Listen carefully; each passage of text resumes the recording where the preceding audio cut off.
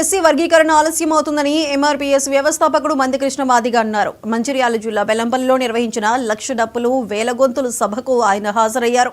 Bellampalli కనాల flyover నుండి అంబేద్కర్ చౌరస్తా వరకు పెద్ద ఎత్తున డప్పులతో ర్యాలీ నిర్వహించారు. అనంతరం ఆర్య వైశ్య కళ్యాణ మండపంలో ఏర్పాటు చేసిన సభలో ఆయన మాట్లాడారు. హర్యానా, పంజాబ్, తమిళనాడు రాష్ట్రాల్లో వర్గీకరణ అమలవుతుందని చెప్పారు. శాసనసభలో సీఎం రేవంత్ రెడ్డి ఎస్సీ వర్గీకరణ చేస్తామని హామీ ఇచ్చారని గుర్తు చేశారు. 4 నెలలు గడిచినా అమలు కాకపోవడంతోనే మళ్లీ రోడ్డెక్కాల్సి వస్తుందన్నారు. ఫిబ్రవరి 7న హైదరాబాద్లో నిర్వహించే లక్ష డప్పుల దండోరా కార్యక్రమాన్ని విజయవంతం చేయాలని పిలుపునిచ్చారు.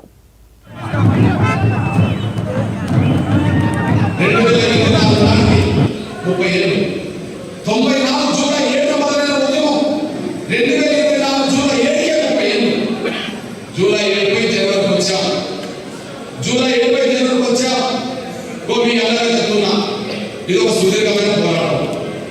ఈ పోరాటంలో న్యాయం మన వైపు ఉన్నది, పార్టీలు మన వైపు ఉన్నాయి, కమిషన్లు మన వైపు ఉన్నాయి, అందరూ మన వైపు ఉన్నారు.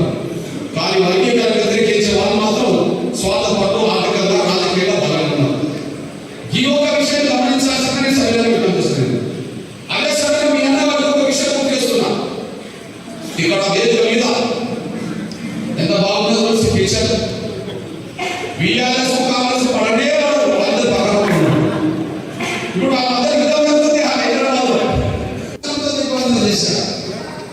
97 వచ్చేటప్పటికి ట్యాంక్ మన ప్రాంతాన్ని నిబంధన చేసి వర్గీకరణ చేసే ప్రయత్నం చేశారు. ఈ ఉద్యమం ఈనాడు కాదు, ఈ ఉద్యమం ఈనాడు కాదు. 29 ఏళ్ల నుండి ప్రభుత్వం అనేది ఉద్యమిస్తూ వచ్చేసారు.